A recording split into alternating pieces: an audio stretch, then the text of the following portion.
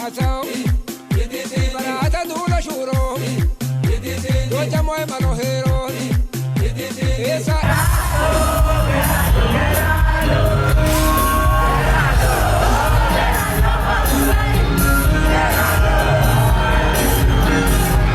ልክ እንደጠጣሁኝ አንድ ሲኒ ቡና ወዲያው ይመስለኛል ኑሮዬ ተቃና። ችግሮቼ ሁሉ ጠፍተው በአንድ ጊዜ 180 ሺህ ይገባል ደሞዜ። ቤትና መኪናም ያለኝ ይመስለኛል። አንድ ምስኪን ደሃ እንደሆንኩ ይጠፋኛል። አግብተህም ውለድ ቤት መስረት ይለኛል። አንድ ሲኒ ቡና ረሃ ያረገኛል። ሰላም ጤና ይስጥልን ክብራትና ክብራኔ ቤንጃ ቲዩብ ቤተሰቦች እንደምን አላችሁ? በያላችሁበት ሁላችሁም ሰላም ሁኑ። ዛሬም እንግዲህ እንደተለመደው ምርጥ የሆኑ ቪዲዮዎች ይዤላችሁ መጥቻለሁ። እነሱን እያየን ሪላክስ እናደርጋለን። እኔ ሐሳብ አስተያየቴን እዚህ በቀጥታ ለእናንተ አደርሳችኋለሁ። እናንተ ደግሞ እንደ ሁልጊዜው ሐሳባችሁን በነፃነትና በጨዋነት የኮመንት ሴክሽን ቦታ ላይ ማስፈር ትችላላችሁ ማለት ነው። እንደለመድነው ለታዳጊዎችም መልካም ልደት እንላቸዋለን። ለሰመር ዳዊትና ለሂራ ዳዊት፣ ለኖላዊ ሽመልስ፣ ለማታን የኤሚና የማርያም በረከትና ለያብሳላት በረከት መልካም ልደት እንዲሆንላችሁ እንመኛለን። እደጉልን ነው የምንለው።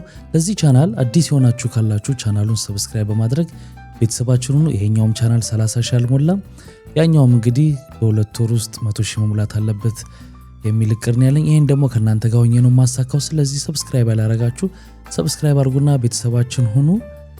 የልጆቻችሁ ልደት ደግሞ ማስነገር ለምትፈልጉ በዚሁ የቴሌግራም አድራሻ ላይ ፎቶአቸውንና ስማቸውን በአማርኛ ጽፋችሁ ላኩልኝ። መልካም ልደት እንላቸዋለን ማለት ነው። አንዳንዶቻችሁ አልተባለም የኔ ልጅ ልደት እንዴት ዘለልከው ለምን ትሉኛላችሁ። ግን ይመስለኛል ሁለቱም ቻናሌን ሰብስክራይብ ስላላረጋችሁ ነው የሚሆነው። አንድ ቀን እዚህ ላይ አንድ ቀን እዛ ላይ ነው ቪዲዮ ምንጭ ነውና ሁለቱም ላይ ስለሆነ የምንለው አንዱ ከሆነ ሰብስክራይብ ያረጋችሁት በአንዱ ብቻ ከሆነ የምትከታተሉት ያልተባሉ ሊመስላችሁ ስለሚችል ለዛ ሊሆን ይችላል። በፍጹም የማንንም ልጅ አንዘልም ማለት ነው። ስለዚህ ሁሌ እንደምናደርገው እኔ ሄድሴቴን አደርጋለሁ። እናንተ ደግሞ እስከዛ ቪዲዮውን ላይክ አድርጋችሁ የምትጀምሩበት አፍታ ታገኛላችሁ።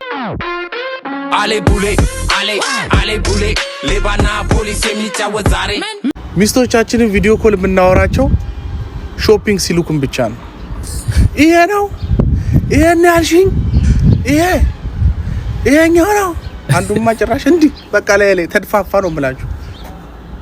ስክሪንሻት አድርጎ ሊያመጣት ነው መሰለኝ። በቃ አገር ቤት እንኳን ሄደን ቪዲዮ ኮል እንኳን እናወራቸው። ልክ ሾፕ ስንደርስ ነው እንከፍተዋለን።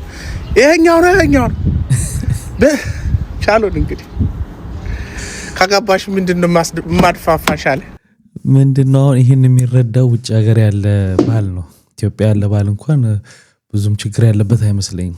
ለምንድነው ሱፐርማርኬት ይሄን ገዝተና ሲባል ያው ዝም ብሎ ገዝቶ ሲመጣ ሁሌ ይሳሳታል። አብዛኛው ወንድና ጭቅጭቅ ነው። ይሄን አይደለም ያልኩ ስለሚባል እዛ ሆኖ ቪዲዮ ኮል አድርጎ ብቻ ይሄ ነው በኋላ ከጭቅጭቅ ለማምለጥ። እነሱም ደግሞ እዛ ከገባችሁ በኋላ ነው ትዕዛዝ የሚያበዙት ሴቶቹ። ሰላም የሶሻል ሚዲያ ቤተሰቦች፣ ባለፈው በሰራሁት ቪዲዮ ሰርች ያሳያችኋለሁ ባልኳችሁ መሰረት ይኸውላችሁ አዘጋጅቻለሁ። አሁን እነዚህ ከነህይወታቸው ስለሆነ የግድ መሞት ስላለባቸው ህይወታቸውን መጀመሪያ በሰላም ላሳርፉ። በሰላም ሁላችሁ ባልኳችሁ መሰረት እንግዲህ ህይወታቸውን በሰላም አሳርፈዋለሁ። አሁን መጥበስ ነው የሚቀረው። እኔ እስከበላው ጓጉቻለሁ። ይኸውላችሁ እንግዲህ ባልኳችሁ መሰረት ተጠብሰዋል። ጠብሻቸዋለሁ። ይኸውላችሁ አነፈርካቸው። ጨው ትንሽ ስለሚፈልግ እንዳያመነው ጨው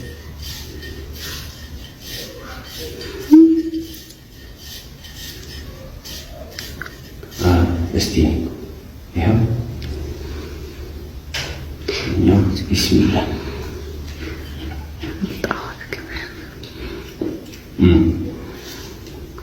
በጣም አሪፍ ነው። ሬት ሳታረገውም ከ1 እስከ 10 ስንት ነው? ይሄ የዛሬው 9 ሰጥቼዋለሁ ነው አትልም? ሁለት ነገር የታዘብኩትን ነገር ላወራችሁ ነበር የመጣሁትና ማለት ነው።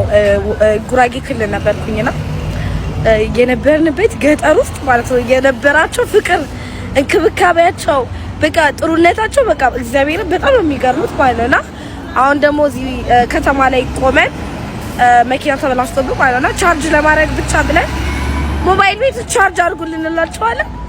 አይ አላረግም ምንም የሚከፈልባት ነገር እኮ አይደለምና ከተማና ገጠር በጣም ልዩነት አለውና ከተማ የምትኖሩ ሰዎች በጣም ስልጣኔያችሁ ክፉ በመሆን ከሆነ በጣም ነው የሚያሳዝነውና ቻርጀሩን ታዝቢ ብቻ እንዳይመስላችሁ ብዙ ነገርና ገጠር ያሉ ሰዎች እንዴት ፍቅር እንደሆናችሁ እውነት ፍቅር ናችሁ በጣም ትክክል እኮ ነው። አልተበረዘ ምን አላለ እዛ ነው። አሁን ሁልጊዜ አንዳንድ ኢትዮጵያን የምንስላት በከተማው ብቻ ነው። አቤት ተጨካከን እንዲሆነ ምናምን እንላለን። ወጣ ስትሉ ደግሞ ሌላ ነገር ነው ያለው። ተስፋ ታደርጋላችሁና ከተማም ላይ እንደዚህ ያጨካከረን ሌብነቱ ምናምኑ ደግስ ስትውሉ ወደ ሌብነት ነው። እቺን ያዝልኝና የሆነ ነገር ስትይዙለት ኪሳችሁ ይገባል። እንዲያርግልኝና በቃ አጨካክኖናል ከተማ ላይ ማለት እግዚአብሔር ያጽናል። ሄላ ምን ጋራችሁ ትሰምኛለሽ? በር ላይ ነው ያለነው። ሳትደናበር ቀስ ብለሽ ግቢ። መግባት እኮ ፈርቼ ነው። ሌላ ነገር ብለሽ እንዳታዋርቺ ነግሬሻለሁ። ደግሞ ምንድን ነው የሚባል አላውቅም እኮ።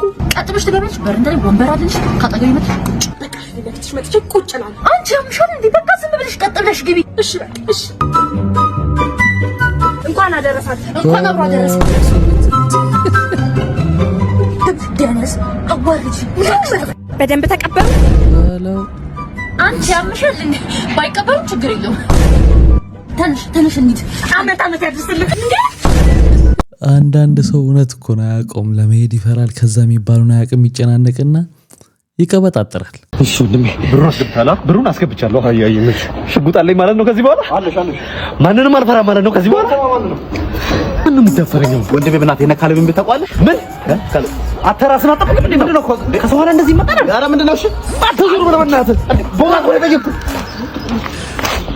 ይሄ በጣም እንዴ ማሙሽ ና ጀላቲ አትጥመጥ እንጥድ ይወርዳል አላልኩም? ዛሬ ብቻ እኮ ነው የመጣሁት። አሁን ይሄን ቀላ ግንባር ላይ ለማክረብ እንዴ ናምጣ ለጤና ጥሩ አይደለም። እሺ የምን ጫጫታ ነው? ፈጣሪ ሆይ ለማረገው ነገር ይቅር በለኝ። ምንድነው ለንታው ሆታና ጭፈራው ምንድነው እያልኩሽ አይደል እንዴ? ኧረ ምንም እኛ ዝም ብለን እየጨፈርን ነው። መልስ እየመለስሽልኝ ማለት ነው። ኧረ ቀልድ ሂዱ። እንደዚህ ስል እንደዛ ስል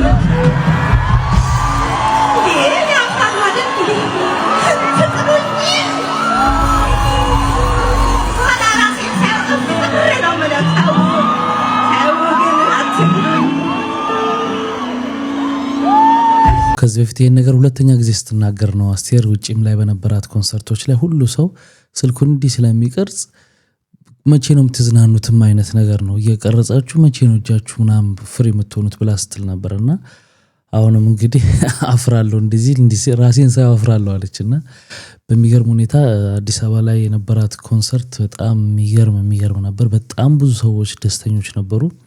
ያው ከብዙ አመታትም በኋላ ስለነበረ የነበረው ኮንሰርቱ በናፍቆት ነው ሰው የጠበቃት። እሷም ደግሞ ፐርፎርማንስ በጣም አንደኛ ነበረች። ብዙ አስተያየት እየተሰጣት ነው።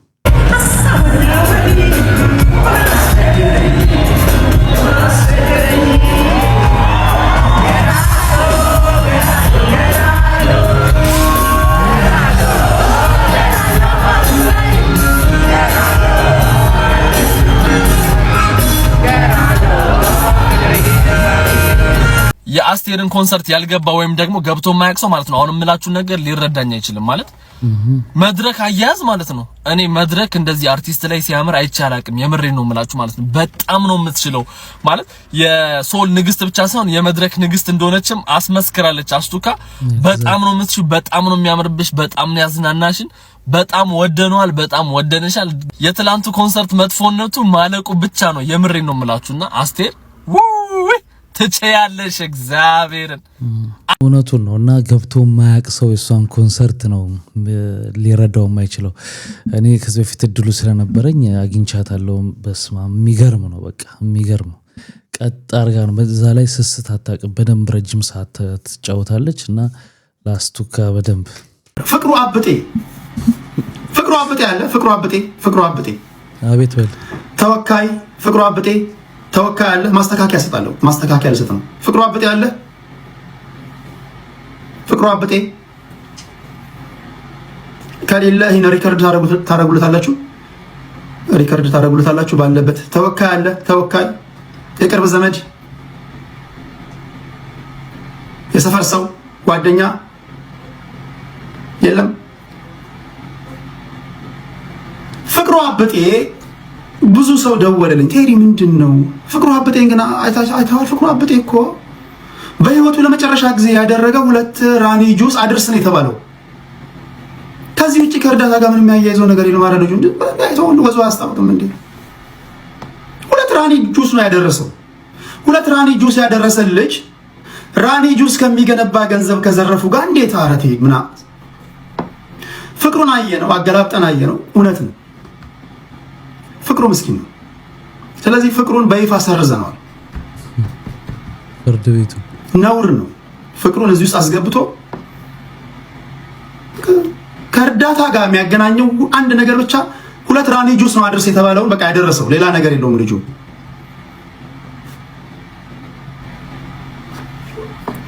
ምስኪን ነው የሚታወቅ ነገር ነው። ቢበላ ምናምን እንደ ሌሎች ቢበላ ምናምን እንደዚህ አይሆንም ነበር ታውቃላችሁና መኪና ምናምን ይቀየር ነው እንደበዝ ምናምን ይገባቸዋል ማለት ነገር አይደል?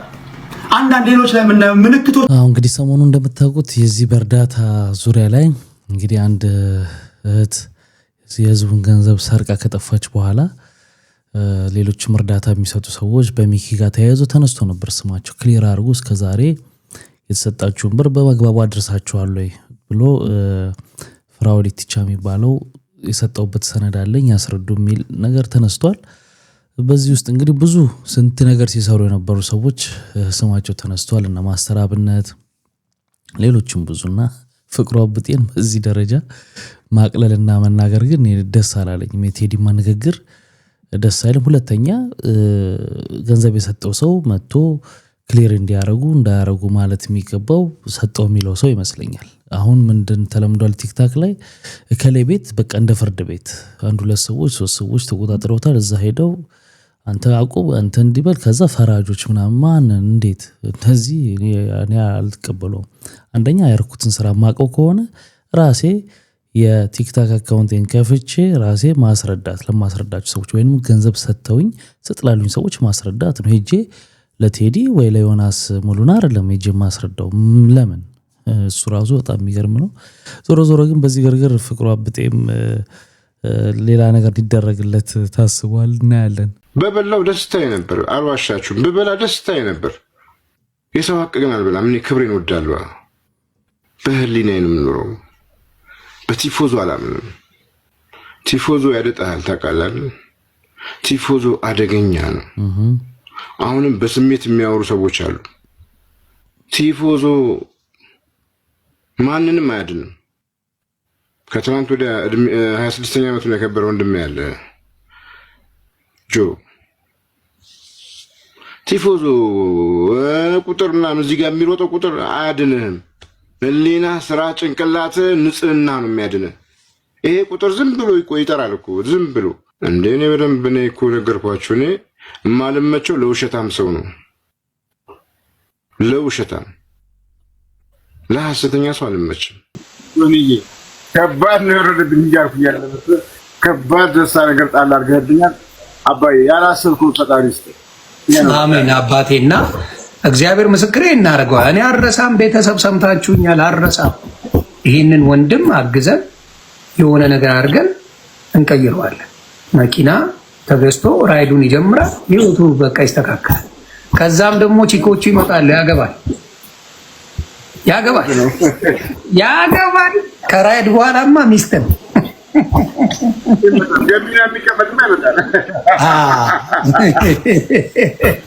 ከዛ በኋላ ህይወት ይጀመራል እና እግዚአብሔር ለበጎ ነው። ይሄ ወንድማችን ይሄ ነገር የተጀመረው ለበጎ ነው።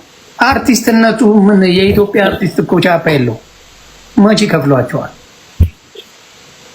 ከእጅ ወደ አፍ ነው። ምንም የተለየ ነገር የለም። አንድ ሰፈር አለ ጓደኛዬ፣ አንድ ጊዜ አፋር ታውቃለህ? ፍቅሩ አለ ረዳት ነበር። እኔ እኮ አፋር ጥግ ላይ ሆኜ አሳየኋቸው ያለፉት ያቋረ ግን ብር የለም ስማዶ ኪስ ባዶ አለ እና አሁን ስንተያይ ይለኛል ምን መሰለህ አሁን ለምሳሌ እዚህ አመት ስማዶ ኪስ ባዶ። እውነት አሪፍ አገላለጽ ነው። ይደረግለት መደረጉ ምንም ችግር የለውም። ግን ብዙ ሰው ያልተረዳው ነገር አለ። አንድ ሰው ሙሉ ሰዓቱን ሰጥቶ እርዳታ ላይ የሚሰራ ከሆነ አይበላም፣ ያ ሰው ቤት ኪራይ አይከፍልም፣ አይጠጣም፣ ኑሮ የለውም፣ ገበያ ያስፈልገዋል የተወሰነ ፐርሰንት ከዛ ከእርዳታው ላይ እኔ ማግኘት አለበት ብዬ ነው የማምነው። ግን ያ በትክክለኛው ክሊር ሆኖ ምንም ያልነካም ላድርስላችሁ ሳይሆን ለዚህ ስራ ማስኬጃ ያስፈልገኛል ብሎ በደንብ በመዋቅር መውሰድ አለበት። ካልተጠቀመ ታዲያ ካልሰራ እሱስ ገቢ ካላገኘ ጊዜውን አልሚሰው ይሄ አግባብ ነው ብዬ ነው ማስበው። ምክንያቱም ሁሉም ሰው ጊዜ ስለሌለው ምናምን ገንዘብ ስላለው እኮ ነው ገንዘቡን እንዲያደርስለት ለዛ ሰው የሚሰጠው። ከዛ ያ ሰው ደግሞ ጊዜውን ሰውቶ መርዳት የሚፈልጉትን ሰዎች ጋር ወስዶ የሚፈልጉትን ከተረጆች ጋር ያገናኛል ማለት ነው። መሀል ላይ ድልድዩ ነው። ይሄን ሲያደርግ የራሱ ኑሮ አለው።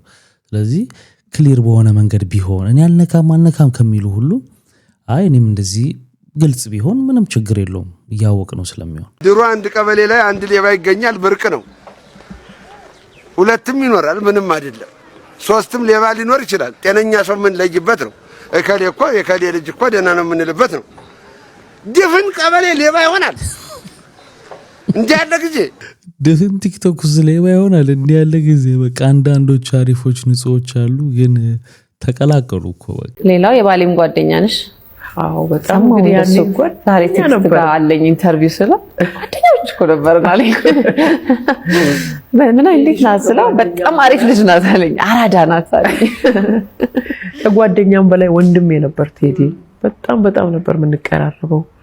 አንድ ላይ ክለብ እንሰራ ነበረ እና አፄ ቴዎድሮስ ነበር ብለው ተይ በእናትሽ ምንድን ነው አንቺ ልጅ አታርፊም ይለኛል።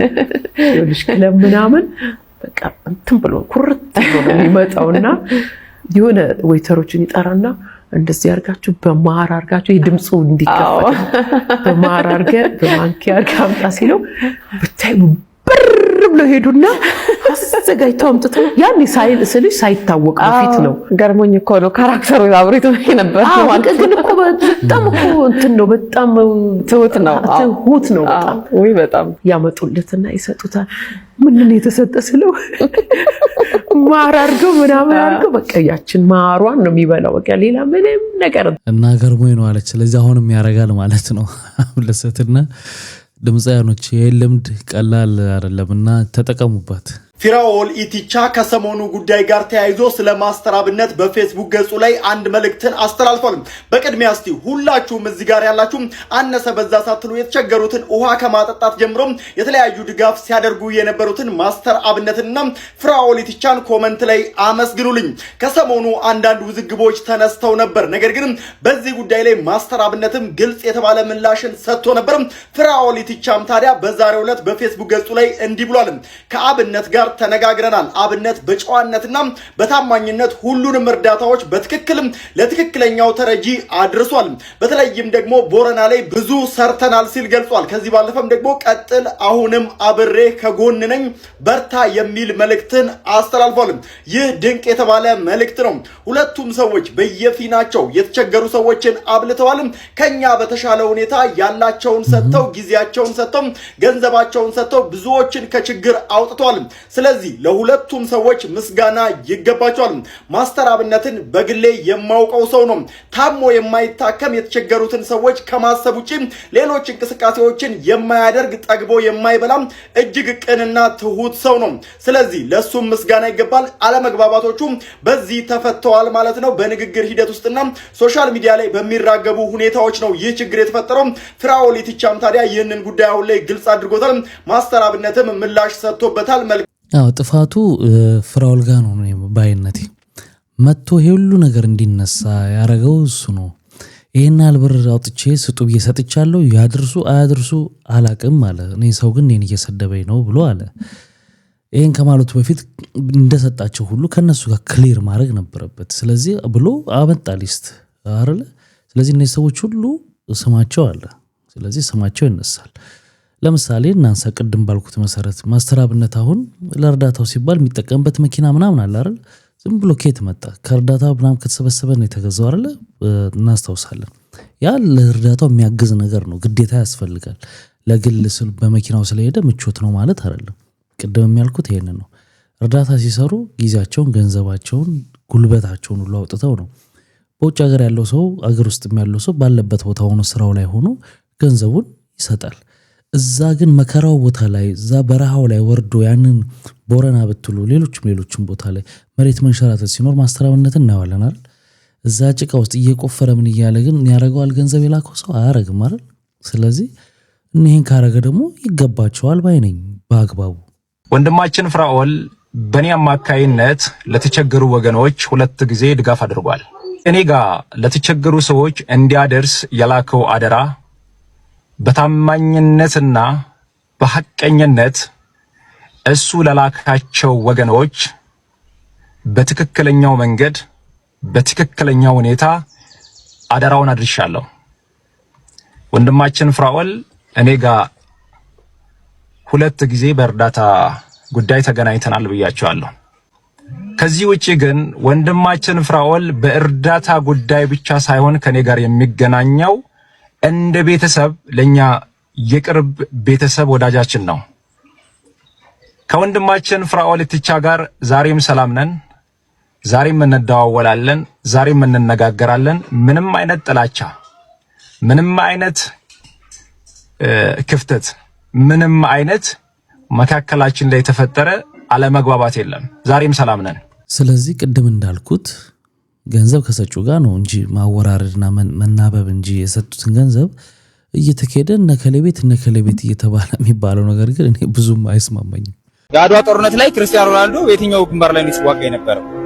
አንደኛ በአፋር፣ ሁለተኛ በሱዳን፣ ሶስተኛ በአየር ጤና፣ አራተኛ በጎንደር። ምን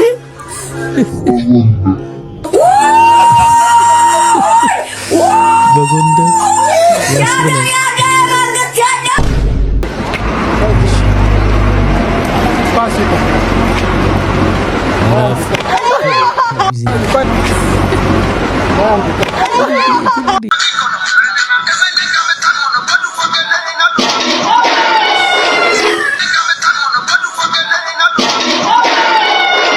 እኔ እኮ ተረቶቻችን በጣም አብረው ደስ የሚሉኝ በቀል እንደዚህ አይነት ነገሮች የቀበጡለት ሞት አይገኝም።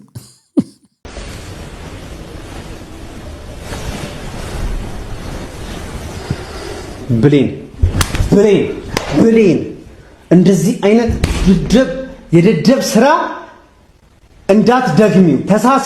ተሳስተሽ ከኔና ከቃል ህይወት ውጪ ብዬሻለሁ አይደለ? ደለዛት። እንግዲህ ይህን ቪዲዮ ሰሞኑን እያያችሁት ነበረ።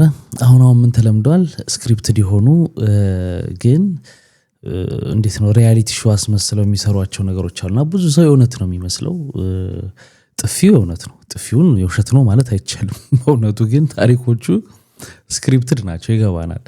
አሁን እዚህ ጋር በእኔና በቃል ህይወት ምናምን ብሏት ነበር አይደል? ወዲያው ተገልብጦ ምን አረገ? እንየው። ይሄው ቃል በጣም ልክስክስ ነሽ። በጣም ተረጋጊ። ቆይ ብሌን ተረጋጊ። ቃል ውጪ። ይሄ በስንት ሺህ ቪው ያዋጣል እንዲህ አይነት ጥፊ እና ቃል እሱ ራሱ ደግሞ እያረገ ቃልን ማለት ነው። እና እንደዚህ እያረጉ አሪፍ ያው ይስሩ፣ ስራ ነው ይገባኛል። ግን ትንሽ ኤግዛጀሬት ሆነ።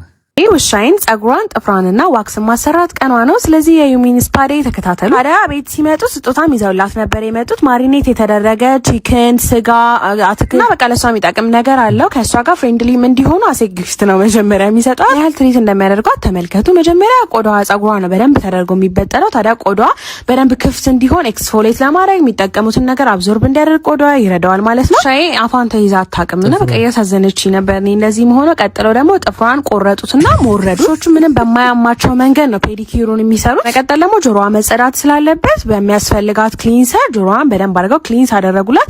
እንዴት ኢንጆይ እንደምታደርገው ተመልከቱ። ብቻ እሷ ራሱ የምታዩትን በጣም ዲቴል የገባውን ሰርቪስ በአንድ ወር ቢያንስ ካልቻላችሁ በአንድ ወር ለውሾቻችሁ ልታደርጉላቸው የሚገባ ነገር ነው። እዚህ በኋላ ዋርም በሆነ ባልቀዘቀዘ በጣም ባልፈላም ውሃ ከራስም በኋላ ጀንትል በሆነ መንገድ በራሳቸው ሻምፖ ጠረኑን ቆንጆ በሆነ ይታጠባለች ማለት ነው። አንቲ ዳንድሩፋል ስለሆነ ቆዳቸው ላይ ምንም አይነት ዳንድሩፍ ምንም አይነት ቆሻሻ አይዝም። ከዛ በኋላ እንደምታዩት በዛ መንገድ ክሊንስ ከተደረገ በኋላ ደግሞ ቆዳቸው ላይ ያለው ጸጉር ድሬድ እንዳይሆን ስፔሻሊ አሁን እሷ ጀርመን ሸፐርድ ስለሆነች ነው እንጂ የእናንተ ውሾች እንደዚህ ድሬድ የሚሆን ረጃጅም ጸጉር ካላቸው ኮንዲሽነርም ስላላቸው ቀብታ እንደገና በማቴሪያላቸው ይቦርሻሉ። ከዛ ደረቋት። በስማም እዚህ ጋር የሚያልቅ መስሎኝ ነበር፣ ገና ፕሮሰሱ እየጀመረ ነው። እዚህ ጋር ራሱ በፎንና በብሩሽ ቆዳዋ ላይ ምንም አይነት ጸጉር እንዳይነቀል ዲፕ ድርቅ አድርገው አለሰለሱት ማለት ነው። ዋክስ ተደረገች። ፖፕ የሚያደርጉበት ኤሪያ ጸጉሩ ሲነሳ ለእነሱ በጣም ኮምፎርታብል ይሆናል። ቀጥለው ደግሞ ጠረን መጠበቂያ ስፕሬይ ያደረጉላት። ሽታው እንዴት ደስ እንደሚል ጥርሳቸውንም በጣም ቬሪ ክሊን ነው የሚያደርገው። መጨረሻ የውሻ ሽቶ ቀብተዋት ውሻዬ ሌላ ዓለም ውስጥ ገባች። ዋክስ ነበር ያደረገችው፣ በጣም ነበር የወደደችው። ቤታችሁን መጥተው እነሱ ጋር ሄዳችሁ ሰርቪሱ አለ። 8000 ብርና 11000 ብር ነው ፓኬጃቸው። ክሊን ሳትደረግ ከታጠበች ብቻ 3000 ብር ነው። እጅግ በጣም አመሰግናለሁ። ሌላ ዓለም ውስጥ እኮ ነው ያለ ነው። በነገራችን ላይ በቃ ለምሳሌ ቤት ውስጥ ከሆነ የምትቀመጠው ውሻዋ እና ልጆች ካሉ ምናምን ክሊን መሆኑ ምናምን እኮ አይጠላም፣ ግን በቃ አላር ስላለመር ነው በጣም ነው የሚከብድ ለውሻ ይሄን አክል እና ተፈጥሮስ አሁን ለምሳሌ ይሄ ግዴታ ነው እያለች ነው አለሷ የምትለው። ይሄ ግን አይደለም። ለእኔ ደግሞ ያው እንዳልኳችሁ ቤት ውስጥ ከልጆች ጋር የምትገናኝ አብራችሁ የሚኖር ከሆነ ጽዳቱን መጠበቅ ለእንስሳው ለራስም ሲባል ትክክል ነው። ምንም ተቃውሞ የለኝም። ግን ይሄ ሁሉ ባልነበረበት በተፈጥሮ በራሱ የጆሮ ማጽዳቱና የምትሉት እንስሳዎቹ አላቸው እኮ በተፈጥሮ ራሳቸውን ያጸዳሉ። ምን ይላሉ? ራሱ ተፈጥሮ ሂደት አለ አይደል? የአዲስ ዓመት ኢቭለት ሆስፒታል ነው ያደርኩትና ምን ተከሰተ መሰላችሁ? ቀን ላይ አንድ የ8 ዓመት ህፃን ልጅ ዝም ብሎ ሳያት ዱክክ ብሏታልና ደስ የሚል ነገር አይታይባትም ልጅቷና። አንዳንዴ ደግሞ ህፃናት የሚያማቸውን ነገር አያውቁት፣ አውቀውትም እዚህ ጋር ያመኛል ብለው ሊናገሩ አይችሉም። እና ይህንን ገነዘባቸዋለሁና ሆስፒታል ይዘናት ካልሄድን ብዬ ቀወጥኩት እና እጇን ይዘን ወደ ግል ሆስፒታል ይዘናት ሄድንና ሙሉ ምርመራ ይደረግላት አልኩ። እኔ 4800 ብር ተቀባበለኝና ሙሉ ምርመራ ተደረገ። ከዛም በኋላ ሪዛልቱ ሲመጣ ዶክተሩ በአስቸኳይ አልጋ መያዝ አለባታል። በአስቸኳይ ክውን ያልኩ ጠላታችሁ ክው ይበልን፣ በቃ ክው ማለት ነው። እና እንደ ቀልድ እዛችሁ ጋር ሂድና 5000 ብር ያልጋ አሲዝ የሆነች ልጅን ደግሞ ፋሲሊቴት አድርግላቸው አልጋውን ብሎ ላካት። ትልቅ ሆስፒታል ነው፣ የግል ሆስፒታል ነውና ልጅቷ ከ2 ቀን ምናምን አዳር በኋላ እየዳነች መጣች፣ ማውራት ጀመረች። እኔ ግን ስራዬን ጀመርኩ እዛው ሆስፒታል ውስጥ። አመል አይለቅምና ምን ይደረጋል መሰላችሁ? የተለያዩ ዶክተሮች ይመጣሉ፣ የሐኪሞች ይመጣሉ። በቀን 3 ጊዜ እየተቀያየሩ ይመጣሉ። አንደኛው ሲሄድ መድኃኒት አዞ ነው የሚሄድ። በሲስተም ነው ለፋርማሲዋ የሚያዘውና ለምሳሌ 40 የሚባለው ይሄ ለምግብ የሚውል ግሉኮዝ ውስጥ የሚገባውን 6 ነው የሚያዙት። ስንት እንዳዘዘ በሲስተም ፋርማሲ ላይ ስንት እንዳዘዘ አንተ አታውቅ። ፋርማሲስቷ የምትሰጥ እዛ ያለችው ፋርማሲስት 5 ነው የምትሰጥ። አንዱን ታጠራቅምና 5 ሲሞላላት ደግሞ ለሌላ ሰው ትሸጠዋለችና ሌላው የተገነዘብኩት ነገር የሕክምና ተቋምና ፋርማሲ ፍቃዳቸው የተለያየ ነው። እዛ የሕክምና ተቋም ውስጥ እዛ ሆስፒታል ውስጥ ምርመራ ታደርግና የሚያስፈልግህ መድኃኒት ርካሽ ይሆናል ብለህ ከምታስበው ቦታ ላይ የመግዛት መብት አለ። ያንን መብትህን እነሱ አይሰጡም። በሲስተም ለራሳቸው ፋርማሲ ያዙታል። እዛ ፋርማሲ ስትሄድ ደስ ያላትን ዋጋ የጫነችውን ደስ ያላትን ዋጋ እነሱ መጀመሪያውኑ በሲስተም ፕራይሱን ኦልሬዲ ወስነዋል። አንተ መከራከር አትችልም። ሄደህ አንጣ የተባልከውን አስረክበህ መድኃኒቱን ትገዛለህ ማለት ነው። መደረግ የነበረበት ግን ፕሪስክሪፕሽኑ ይሰጥሃል። አንተ ደስ ካለ ቦታ ላይ ሄደህ መድኃኒቱን ትገዛለህ። ቀይ መስቀል ሄጄ ልገዛ እችላለሁ፣ ግድ እዛ የምታከምበት ሆስፒታል ውስጥ አይደለም መድኃኒቱን መግዛት ያለብን። ሆስፒታል ሰው ሲገባ እኮ ታሞ ነው የሚገባው እንጂ ብር በኩንታል ተሸክሞ አይደለም የሚገባው። እንተዛዘን እንጂ ጎበዝ፣ ምን ሆናችሁ ነው እንዴ? ሆስፒታል እንትን ያለው እኮ ለንግድ አይደል። የኔ ልጅ መታመም፣ የኛ ልጆች መታመም እንዴት ለእናንተ የገቢ ምንጭ ይሆናል? ምን አይነት የሞራል ዝቅጠት ነው ግን? እንደዚህ ቁም ስቅሌን አሳይተው ከሆስፒታል ወጣው እላችኋለሁ። ዋናው ነገር ልጅቷ መዳኗን። በዚህ አጋጣሚ ግን እዛ ሆስፒታል ውስጥ አንዳንድ ቀና ሰዎች አሉ። በቃ ሲያናግሩ በሽታ ፍውስ የሚል ባክቴሪያ፣ ቫይረስ ድራሹ የሚጠፋ በዚህ አጋጣሚ እናንተ ሰዎች ሳላከብራችሁ ባልፍ ንፉግነት ነውና እጅግ የከበረ ምስጋና ይድረሳችሁ። አመሰግናለሁ ስላረጋችሁ ትሪት፣ ስላረጋችሁልኝ መስተንግዶ፣ ስላረጋችሁልኝ ቀና አስተሳሰብ እጅግ አመሰግናለሁና ሌላዎቻችሁ ግን እንተዛዘባለን።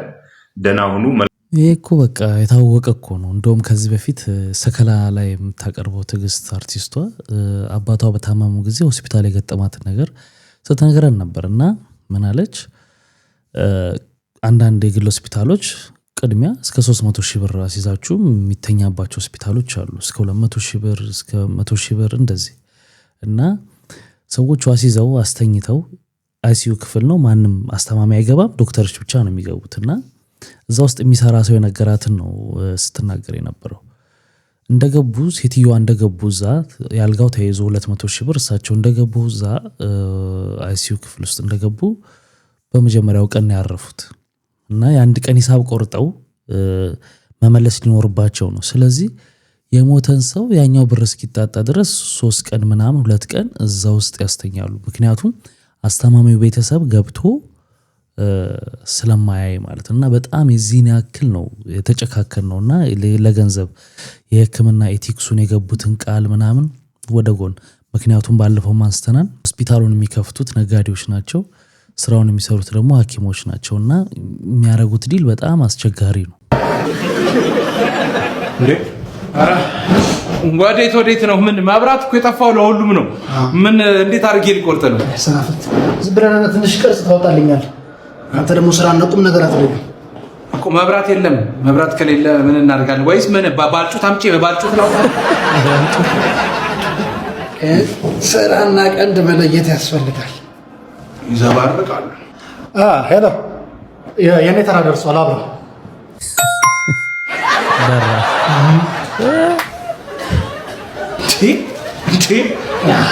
ቅርጽ ነው ያልኩህ። እንግዲህ በደንብ አድርገህ አንተ ነህ። በደንብ አድርጌ ነው የምቆርጥ። ችግር የለውም። ምስጋናው ምናምን እርሶ ጋማ ዝምድና ያስፈልጋል። ምንም አይ እየለመደን ነው። እኛም እያወራን ነው። ያንተ ጸባይ ብቻ ይታይና ከፊት ለፊት ያሉትን ከፍለን ማስጠፋት እንችላለን። አርገው ነው እነዚህ ሲያሙ ነው የሚሉት። ሁሉ ነው ሲያሙ የሚሉት። አባ ጄኔሬተር ገዝተዋል። በኔታል ወደዚህ ነው የሚጎርፈው ደንበኛው እንዳለ። በጣም አመሰግናለሁ። ግን ትንሽ የጠንቋይ ቤት አስመሰል ደንበኛ ወደዚህ ጎርፋ። ሰው ቀላል ሰጣ ማለት ምንድን ነው? እቺን ያወጣሁት ለምን መስሎታል? እንደሱ አይነት ደንበኛ ተገኝቶ ነው። በውሃ ልክ ነው የምትሰራው? አዎ እንለኮታል። ብሎኬት ታረክ ፊቶት ትንሽ አለፈው መሰለኝ፣ ግን ችግር የለው። በጣም እንዳልታሽቃብጣል። ቅርጽ ነው ያሉኝ አይደል? አዎ ቅርጽ።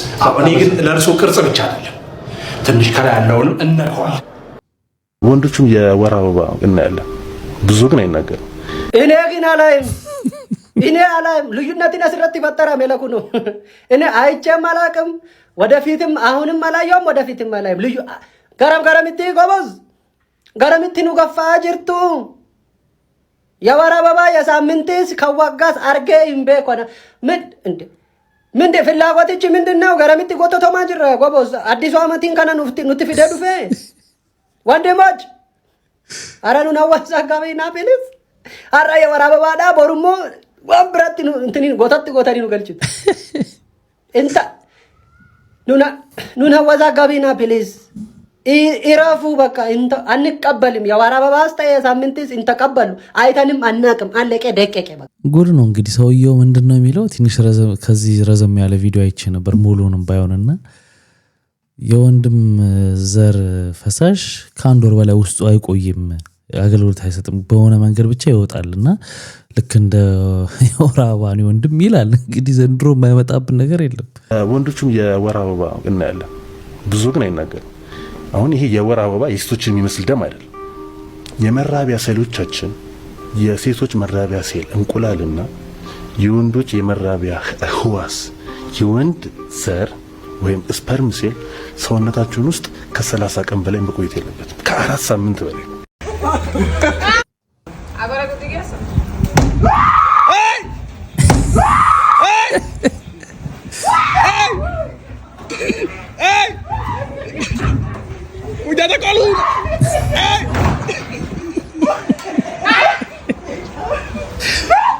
አባሽ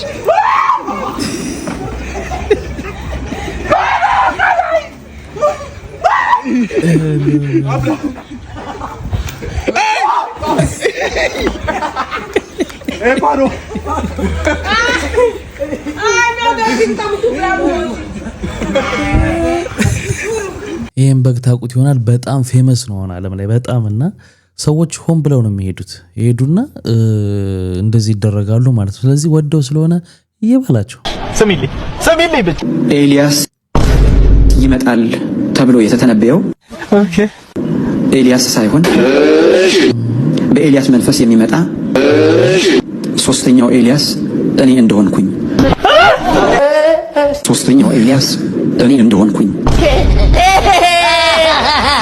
አንዳንድ አድማጮች በጣም የሚያስቸግራቸው ነገር ሊኖር ይችላል። ይሄን ነገር ለመቀበልና እንደታመመ ሰው የምቆጠር ከሆነ ሰው ያለው ቤተክርስቲያኒቱ በምታምንበት ጸበል ቦታ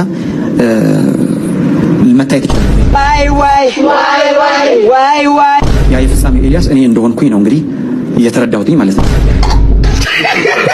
ግድ የላችሁም ሐኪሜን እሱንም ሐኪሜው ዘንድሮ እኮ በቃ እንዳለ እኮ ህዝቡ ወዴት እየሄደ እንደሆነ ግራ ገባን።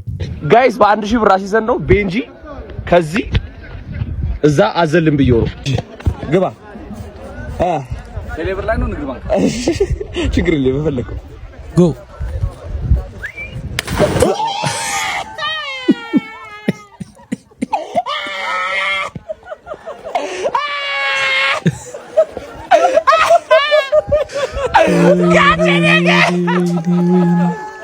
ምን ነው ሞክሼ አዋረድከን። ይህ የሚያሳዝን አባት ምን እንደገጠመው ልንገራችሁ። የ14 ዓመት ሴት ልጁ እሱ ሳያውቅ የጡት ማስተለቅ ቀዶ ሕክምና ተሰርቶላታል።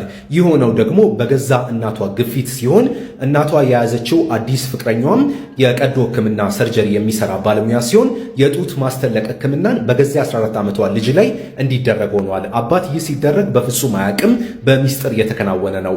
እንዴት ለ14 ዓመት ልጅስ እንዲህ ይደረጋል ብሎ ቁጣውን ገልጿል። የህልፈቷ ምክንያት ደግሞ ተብሎ በሆስፒታሉ የተጻፈው ከመተንፈሻ ጋር የተያዘ የጤና እክል ገጠማት የሚል ነው። ነገር ግን ትክክለኛው ሕክምናው ከዚሁ ከጡት ማስተለቅ ሕክምና ጋር መሆኑ ሜክሲኮውያንን አስቆጥቷል። ይሄ እንግዲህ በጣም ትልቅ ትምህርት የሚሰጥ ነገር ነው። ብዙ ጊዜ ወላጆች በሚለያዩ ጊዜ ሲለያዩም አንዳንድ ምክንያቶች አሉ። አባት ልጁን በጣም የሚቆጣጠር ከሆነ በተለይ በሜካፕ በምናምን እናት ደግሞ እሺ የምትል ከሆነ ከዛ በሚለያዩ ጊዜ አባትየው እንዳይሰማ ይሄን ነገር ስለማይወድ ተብሎ የሚደረግ ነገር የህይወት አስከፈለ ማለት ነው። ስለዚህ ተግባብቶ ልጅን ማሳደግ አንዱ ጥቅሙ ይሄ ነው። ፋሚሊዎች በእናታችሁ እኔ በቃ ጉድ ውስጥ ገብቻለሁ። ማዳሜ ጋር በጣም ነው የምንቀላለደው። የምር ሰይጣን አንቀሽግሾኝ ከምሽቱ 9 ሰዓት ውሃ ጠማኝና ለመጠጣት ታች ወረድኩና ሁሌ እኔን ታስደነግጠኛለች። የምር ማዳሜ ለእኔ እንደ ቤተሰቦቼ እንደ እናቴ ናት። ከዛ ውሃ ለመጠጣት ወርጄ ማለት ነው ሲያስደነግጥ ወደቀች። የምሬን ነው። ሁሌ እኔን ስለምታስደነግጠኝ ብዬ ዛሬ በስደነግጣት ብዬ ባስደነግጥ ወደቀችና እኔ እንጃ ፈንት በላች። ልጁን ልቀሰቅስ ብዬ ፎቅ መጥቼ የሆነ ያለሁት እንደዚህ አይነት የሆነ ክላስ መጥቼ ነው እያወራሁት ያለሁት ማለት ነው። ምናልባት ከጠፋውም በቃ ሞቻለሁ ማለት ነው። እኔ እንጃ እንደዚህ አይነት ሰው አይደለሁም፣ ግን እናቱን እንደዚህ ያደረኩት እኔ እንደሆንኩ በካሜራ ካየ ሊገለኝ ይችላል። ብቻ እኔ እናቴ ነው መጨነቀው። አንድ ቀን እኔን ካላየች የምን ትሞትብኛለች እናቴ። ሴታችን ይህን ቪዲዮ ሰርታ ለቀቀች ማለት ነውና በጣም ነው የጨነቀኝ። እኔ የመጨረሻ አካውንቷ ውስጥ ገብቼ ሳይ የመጨረሻ ቪዲዮ ነበርና እከታተለው ነበር። ከዛ ከትንሽ ሰዓታት ቆይታ በኋላ ደግሞ ቀጣዩን ይሄን ፖስት አድርገች ማለት ነው። አልሞተችም። እናቴውን ይዞ ሐኪም ቤት ሄዷል አትሉም? ምን ሆና ነው ብሎ ስጠይቀኝ አላውቅም አልኩ። ከነገርኩ ይገለኛል ብዬ ማለት ነው። ያው ከመጣ ማየቱ አይቀርም በካሜራ ማለት ነው። ብቻ አላውቅም። እናቴው ደህና እግዚአብሔር ደህና እንደሚያደርግ ተስፋ አደርጋለሁ። በጣም ጨነቀኝ፣ እንቅልፍ አልመጣልኝ። እነሱ ጋር ሆስፒታል ልሄድ ስልም ባሌ ግቢና እኔ ወስዳታለሁ ብሏል። ብቻ በጣም ነው የከበደኝ። ብቻ ደህና እንደምትሆን ተስፋ አደርጋለሁ። እኔ እንጃውን በዚህ ሰዓት የት ብዬ ነው የምሄደው? የት መሄድ አለብኝ አላውቅም። ልጥፋ ብዬ ማስባለሁ። ከብዶኛል። ብቻ ከመጣ ይገለኛል። ሴትዮዋ የሆነ ነገር ከሆነች እኔን መጥቶ ይገለኛል። በአንድ በኩል ብጠፋ ደስ ይለኛል፣ ግን ደህና መሆኗን እንዴት ልወቅ? ብቻ በጣም ጨንቆኛል። ብቻ ፋሚሊ አራቅ በጣም ነው ጨነቀኝ። ከዛ ፖስት አረገች። እንግዲህ እንደሰማችሁት አንደኛ ይቀላለዱ ነበር። እንግዲህ በሌሊት ስለሆነ ሴትዮዋ ወደቀች፣ ያው እንዲህ አይነት ችግር ውስጥ ገባች። ልጁም እንደዚህ ነው፣ እሷም እንዲህ አይነት ጭንቀት ውስጥ በቃ በጣም ነው የሚያሳዝነው። ከዛ አሁንም ከትንሽ ቆይታ በኋላ ደግሞ ይሄን ፖስት አረገች። ከውዳል መጣው ስልኬን እየመለሱ አይደለም፣ ግራ ተጋብቻለሁ። ሞታ ይሁን ምን ሆነ ይሁን አላውቅም። ራሴን ልለውጥ ብዬ ጉድ ውስጥ አስገባሁ። ከሀገሬ ራሴን ለመለወጥ ብዬ ተቸገርኩ። ምን ላድርግሽ? ሞታ ይሁን ግራ ገብቶኛል እኮ። አዳር ሙሉ ሳልተኛ በጭንቀት ሞትኩ። የሚያማክር ሰው አጣሁ። ከጎኔ ራሱ ምን አለ አንድ አበሻ ቢኖር እኮ ነው የሚያማክር። ልጥፋ አልጥፋ የት አውቄልሽ? በጣም ጨነቀኝ እኮ። እስካሁን አለቃች መሰለ ብቻ አላውቅም። ፋሚሊ በጣም ነው ጨነቀኝ። ራሴን ቀይራለሁ ብዬ ራሴን ጉድ ውስጥ አስገብቻለሁ። ለእኔ የደረሰ ችግር ለእናንተ አይድረስ። እውነት በጣም ነው የከፋኝ። ወይ ቦይስ እየመለሰ አይደለም፣ ስልክ እየመለሰ አይደለም። በጣም ጨንቆኛል። በጣም ተቸግሬያለሁ። ብቻዬ ቁጭ ብዬ እኮ ልሞት ነው። ልጥፋ አልጥፋ አላወኩም። ለመጥፋት ራሱ የት የሚያውቀው ነገር የለም። ምንም የትም አላውቅም፣ ማንንም አላውቅም። የት ብዬ ልሄድ? ከጠፋው ደግሞ ዜና ላይ የኔም ፎቶ ፖስቶንን ሰው እንድገል ቢያደርጉስ? እነሱ መጥቶ ራሱ ከገደሉስ? እኔ ብቻ አላውቅም። ፋሚሊ ከምለው ነገር አጥቻለሁ። በጣም ጨንቆኛል። በጣም ነው ጨነቀኝ። በጣም ፈርቻለሁ። ደግሞ በጣም ነው የፈራው። ምን ይሻለኛል? ከዚህ በኋላ እንግዲህ ምንም ፖስት አላረገችም። በጣም ነው የሚያስጨንቀው። ክፉ ቀን አይግጠማችሁ። እውነት ለመናገር አሁን አንዳንድ ሰው አጉል ቀልድ ምናምን ሊል ይችላል። ነገር ግን የተለመደ ነገር ነው ያደረጉት። ክፉ ቀን በቃ አይግጠማችሁ ነው። ምንም እንደዚህ ብሎ ልጅቷ ላይ መፍረድ በጣም ያስቸግራል እና ከባድ ጭንቀት ነው። እግዚአብሔር እንግዲህ ከዚህ ጉድ በኪነ ጥበቡ ያውጣሽ ነው የምለው። እኔም በጣም እንግዲህ ይሄን ፖስት ካርገች በኋላ እስከ 9 ሰዓታት ቼክ አድርጌያለሁ። ምንም ነገር ፖስት አላረገችም። ቸሮሬ እንደምንሰማ ተስፋ አደርጋለሁ። ፈጣሪ ድረስልሽ። በዚህ አጋጣሚም የምታውቋት እዛ አካባቢ ያላችሁ ሰዎች ካላችሁ ምናምን ብትከታተሏት ምናምን ጥሩ ነው። ይህ መንግስት ከእውነት ባንኬን አገደ፣ ቤቴን አፈረሰ፣ አሰረኝ፣ ከስራ አባረረኝ። እውነት በጣም ነው እየበደለኝ ያለው እና አሁን በተለይ ባንኬን እንዲከፍቱ ንገሩልኝ። ባንኬ ላይ ያለኝ ብር እንደወስድ አድርጉ ባካችሁ። በየጥጋጥጉ መቀመጥ ይችላል። ኧረ ባካችሁ ቢያንስ ብሬን መልሱ። ሌላው ይችላል። በአየር መንገድ አገዱ። ቤተሰብ ጋር አልቀራቸው፣ ዘመዶቼ ጋር አልቀራቸው። ምን ላድርጋቸው? አካባቢውን ለቅቄ ወጣሁ በእነሱ ምክንያት እና እየሰራ ያለው ስራ መንግስት ትንሽ የተናገሩትን ቲክቶከሮች እያፈሱ አስቸግረዋል። እንደኔ እንግዲህ ፍቅር ሲዝም ሃይማኖትን ማራመድ የግል ስለሆነ መብቱ ነው። ትንሽ ቢተውትም ጥሩ ነው። አንተም ደግሞ አፈን ትንሽ ሰብሰብ ያለህበትን ሀገር እና ሁኔታ ማወቅ አለብህ። አፈን ትንሽ ሰብሰብ አድርገህ መኖር ነው። አንዳንድ ጊዜ መዝሙር ፖስት አደርጋለሁ እና መዝሙሩን ፖስት ከማድረግ በፊት የሆኑ ኃጢአቶችን ሰርቻለሁ። ከዛ ፖስት ካደረግኩት በኋላ ማይ ጋድ ሰዎች እንትን ያደርጋሉ ማለት ቪዲዮ ሲያዩት ያምራል። በቃ ንጹህ ሰው ቅዱስ አድርገው ነው የሚያዩት ያንን መዝሙር። ከዛስ ቢሃይንድ ዘ ሲን ወይም ደግሞ ከቪዲዮ በፊት የነበረው ማንነቴ በጣም ነው የሚያናድደው። ለዚህ አሁን ለምሳሌ አሁን ፖስት አድርጌ ነበርና ስመጣ በር ላይ የሆነ የኔ ቢጤ ልጅ ስለ እግዚአብሔር አለኝ። 10 ብር ሰጠው። ሃይላንድ ካለ አለኝ። እያየኝ ጋር እንዲህ ባዶ እጄን ነኝ እኮ ስለው አይ የጠጣህበት ምናምን ቤት የተጠራቀመ ካለ አለ። ወደ 4-5 ሃይላንድ አለ። አሁን እንኳን እዚህ ጋር የሚታየኝ 1 2 3 አለ እዚህ ጋር መስጠት እችላለሁ። ከዛ አቧጨቅጭም ብዬው መጣሁ። ይሲ ከዛ በኋላ መጥቼ እዚህ ምን ፖስት አደረግኩ መሰላችሁ? ያሻግራል ያድናል አንተን ማመን። ይሄ ነው፣ እንደዚህ ነው። ሁላችን ቤተሸወድን ያለ ነው የምንኖረውና የምንፖስተው ዲፍረንስ። ገባችኋል?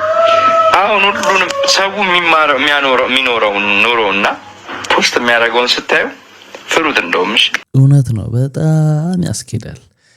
ከታይታዊ ይልቅ ብንኖረው ግን ይሻላል። ይሄ አላል ሃይማኖት ውስጥ ተደብቀን የምናደርገው ነገር በጣም ከባድ ነው። ምናልባት ገኒ በማህበራዊ ድረገጿ ያጋራችው ምስል መሰለኝ ጉዳዩን ጥያቄም እንዲነሳ ያደረገው ጥያቄም እንዲነሳ ያደረገው እሱ ነው። እንግዲህ ካሁን በፊት ነፍሰ ጡር ሆና ግን አላየናት ማይታት አንድ ቪዲዮ ላይ ከረዳት ፕሮፌሰር ሙልጌታ ጀዋሬ ከባለቤቷ ጋር ሆዷን ነካ ነካ የምታደርግበት እንግዲህ ቦታ አለ። ሆዷን በደካችበት እንግዲህ ይሄ አራስ ልጅስ እጅ ነው ወይ? አዎ ሊሆን ይችላል አይደል? ኧረ እኔ አንተዋወቅም ከአራስ ልጅ ጋር። ካንተ በላይ ይህንን የሚያውቅ የለም። እስኪ የኔ ልጆች መጀመሪያ ጣትህን አሳይና በእኔ ወጥተው ነው በል። አይ እንዲህ ነው ብሎ ለመናገር በጣም ከባድ ነው። እንግዲህ እግዚአብሔር የተመሰገነ ይሁን ብላ ይሄንን ምስል ይሄን ፎቶ አጋራችና ከዛ በኋላ እንግዲህ ካሁን በፊት በነበረው በሰራችሁ ቪዲዮ ላይ በነገራችን ላይ እኔም ተጋብዤ ነበረ። በጊዜው ያው ቀረጻ ስለነበረ የእንጀራ ጉዳይ ሆኖ ነገር ሆኜ ዳግም ሰርጋቸው ላይ አልተገኘሁም እንጂ ከረዳት ፕሮፌሰር ሙልጌታ ጀዋሬ ጋር በአዲስ መልክ እንደገና ተሞሸሩ። ከዛ በኋላ ደግሞ ከጥቂት ጊዜ በኋላ ደግሞ ትንሽ አረገዘች የሚባል ነገር ነበረ። እኔ እሷ አምልጦኛል። አሁን ዛሬ እኔ በጣም እኮ ነው የሚያምሩት ሙልጌታና ገኒ። በጣም እና ስትጣሉ እንደምትታረቁ ናችሁ ተጣሉ የሚባለውን አባባል በተግባር ያየሁት እነሱ ላይ ነው። ሰይፉ ፊት ለፊት ስክሪን ላይ ያያቸው ስለነበር በወሬው ማለት በጣም ነው የሚያምሩት ይላል እና እሱ ነው ያዝናናኝ። ኤኒዌይ እንኳን ደስ ያለሽ። እንግዲህ ወልዳለች ነው የሚባለው። ብዙ ሰዎች ግን ውሸት ነው በፍጹም በዚህ እድሜዋ ልትወልድ አትችልም የሚሉ አሉ። ነገር ግን ይኸው እንግዲህ በነሰይፉ ደረጃ ተዘግቧል ማለት ነው። እንኳን ደስ ያለሽ፣ እንኳን ማርያም ማረችሽ ነው ትልቁ ነገር። ሌላው ትንታኔ ደግሞ ምንድነው? ከተታረቁ ገና 6 ወራቸው ነው። እሷ ደግሞ ያው ለማርገዝና ለመውለድ ደግሞ 9 ወር ያስፈልጋል። ስለዚህ በፊቱንም ቆይተዋል። ቲያትር ነበር ሲሰሩብን የነበረው እንጂ አብረው እንደነበሩ ነበረ። ምክንያቱም እርግዝናው ከዛ በፊት ነው የተፈጠረው የሚል ትንታኔ ውስጥ ገብቷል። ያማለ ግን ዞሮ ዞሮ መታረቃቸው ልጅ ማፍራታቸው ነው ትልቁ ነገር ነው ባይ ነኝ። ውጡልኝ! እኔ እዚህ ቤት ሁለተኛ አይኔ እንዳያዩት። ይኸው ሽንት ቤት እየገቡ ጥምዝ እያሉ አማቺ ሲያስቸግረሽ ፍላሽ አያደርጉም አይደለ? ዘብዝፈው እየወጡ እኮ ቤቱን አገሙት እኮ ሁሌ። ወይ አንደኞትን በፖፖ ይጠቀሙና እኔ ጧት ስወጣ እደፋልዎታለሁ አይደል? እንደዛ ይሻላል አይደል? ሰው ያልበለውን ያካል። እሱ ግን ያልበሉትን ነው የሚያሩት። ይኸው ከንፈሮት እራሱ የብርሌ አፍና የሚስቱትን አፍ ብቻ ነው የሚያውቀው። ምን አለ አንዳንዴ ቤተክርስቲያን ቢስሙት። ኧረ ስማን የኔ ልጅ ስማን። የኔ ልጅ አይበል የኔ ልጅ እንዳሉ ደግሞ ለምንድን ነው እኔን ጫማ የሚለብሱትሽ? እኔ ገዘውትን ጫማ እኮ እርሱ ለብሶት ያዩት ሰዎች እኮ የሚስቱን አባት ጫማ ለበሰ እንዴ? እኔ መባል አለብኝ በገዛ ጫሜ? የለብኝ። እናቶት አፈር ትብላሉት። እኔ እጄ ላይ ሰበብ ይሆናል። ጠቅልዬ ነው ማቆሙት። እኔ ልጅ የሻገተ እንጀራም እኮ ሲሞቅ እኮ ሻጋቱ ይጠፋል። እንደዛ ይባል እኮ ፀሐይ ሙቋ ሻጋቱ ሰውዬ ይወፈሩ እኮ ነው ልጆትን ካገባው በኋላ ደግሞ ከተገዛ 1 አመት ያልሞላውን ሶፋ አንዴ ሲተኙ አንዴ ሲቀመጡበት ይዘሉበት ያረገቡት እኮ ፈጣሪ ያርገቦትና ደግሞ ሪሞት አንዴ ከያዙ አይለቁ። ምን ችግር የለም ያዙ እኮ ሪሞት እኮ ያዙ እኮ። ምን አለ እንደ ኩዮቹ ዜና ምናምን ቢያዩ ኤምቢሲ ስራ ያሉ ምን አገባ? እኔ እኮ እዚህ ቤት የምመጣው እኮ ልጅ እርጉዝ ስለሆነች ላያት እኮ ነው የምመጣው። ምን አገባ? ታዲያ እሱ ጽንስ ጠባቂ ነው ወይስ አዋላጅ ነው? አረባ እኔ እንደውም ከዚህ በኋላ ከእርሶ ጋር ምንም አይነት ጭቅጭቅ የለኝም። ቀጥ ማን ነው እርሶላ አልልም። ከዚህ ቀጥል። ይኸውልህ እኔ እዚህ ቤት ሁለተኛ ባገኘህ ማለት ነው ይሄን 3 ፍሬ ሽበት እበጥስልሃለሁ። ለረጅም ጊዜ ሲያስፈራራሽና ሲያንገላታሽ የነበረው ግለሰብ በቁጥጥር ስር መዋሉ ከተገለጸ በኋላ እስኪ ደውሉላት አሉኝና በዚህ ጉዳይ ላይ ምናልባት ትንሽ የምትይን ነገር ካለ ብዬ ነው። ግለሰቡ ምን ነበር ያደረሰብሽ ዳጊ? እንግዲህ በሰዓቱ ይመስለኛል አንድ 4-5 ወር ሳያልፈው አይቀርም የመጨረሻውን ዛቻና ማስፈራሪያ ከደረሰኝ በኋላ ቀጥታ ሪፖርት ከማድረጌ በፊት ሶሻል ሚዲያ ላይ ያሳወቅኩኝ አንድ ነገር ቢፈጠር ቢደርስ ተጠያቂ እሱ መሆኑን። ከዛ ደግሞ በሚገርም ሁኔታ በማግስቱ እንደውም ከአዲስ አበባ ከፌደራል ፖሊስ ተደውሎልኝ ነበረ። ሄድኩኝና ሪፖርት አደረግኩኝ ማለት ነው። አዲስ አበባ ፖሊስም ያሉኝ ማስረጃዎች ይዤ ሄድኩኝ። ከዛ በኋላም ያው እሱ ደብዛውን አጠፋ። አገር ውስጥ የለሁም አታገኝኝም ነበር የሚለው። ግን ያው በፖሊስ ያላሳለፈ ጥረት በእውነት በጣም ማመሰግናቸው በቁጥጥር ስር ውለውት አሁን ያው ማረሚያ ቤት ይገኛል። ምን ነበር በጊዜው ማስፈራራት ማንገላታት ሲባል ግለሰቡ ምን ነበር ሲያደርግ የነበረው? ምክንያቱም የአንዳንዶችን አስተያየት ሳይ በእንደዚህ አይነት ጉዳይ ላይ ፈጥነው ምን አለበት ያን ያልኮ እንዲህ አይደለም ብሎ ትንሽ ለመከራከር የሚሞክሩ ሰዎች ስላየው ነው። እኔም አስተውያለሁ። እንደዛ አይነት ነገር ምንም በተግባር እስካላደረገው ድረስ ስድብና ዛቻ ማስፈራሪያ እንደ ኖርማል የታየበት ሁኔታ ነበር። ነገር ግን እኔ በእንደዛ አላምንም። ሰው ከዛተ አጠፋሻለሁ ገልሻለሁ ብሎ ካለ ቀጣይ ወደ አክሽን ስለሆነ የሚሄደው ከዛ በፊት ሪፖርት ማድረግ ያስፈልጋል። ማንም ከህግ በላይ የሆነ የለም የሚል እምነት ስላለኝ ያንን ማመልከት የልጆች እናት እንደመሆኔ አድራሻዬ ምንም በውስጥ ስለተላከልኝ ወዲያው ሪፖርት ማድረግ ነበረብኝ። ከዛ በፊት እንደማንኛውም ተራ አድናቂ ኖርማል ዲኤም ነበር የሚያደርገው በሶሻል ሚዲያዎች በውስጥ መስመር በተለያየ በአንዱ ብሎክ ሳደርግ በሌላ በኢንስታግራም ብሎክ ሳደርግ በሜሴንጀር ይመጣል። ረጅም ጊዜ እንደዚህ አይነት ነገሮች ነበሩ። ፋይናሊ ግን መስመሩን ሲያልፍና ያጠፋሻለሁ ያሳግድሻለሁ ላሳግትሽ እችላለሁ የሚል መልዕክት ሲደርሰኝ የዛኔ ሪፖርት ማድረግ እንዳለብኝ ወሰንኩኝ ማለት ነው። እንደውም እኮ ይሄ መለሳለስ ያለበት ካደረኩ በኋላ ደግሞ ፖስት ያደረግሽውን አጥፊ አለበለዚያ አጠፋሻለሁ ገልሻለሁ አይነት ዛቻና ማስፈራሪያዎች ነበሩና ያንን እንግዲህ የህግ አካላት ሲከታተሉ ነበረ። በስተመጨረሻም በእኔ ሳይሆን በሌላ ብዙ ክስ ነበረበት ይመስለኛልና በሌላ ሰው ክስ በቁጥጥር ስር ሊውል ችሏል ማለት ነው ፖሊሶች ባደረጉት ክትትል።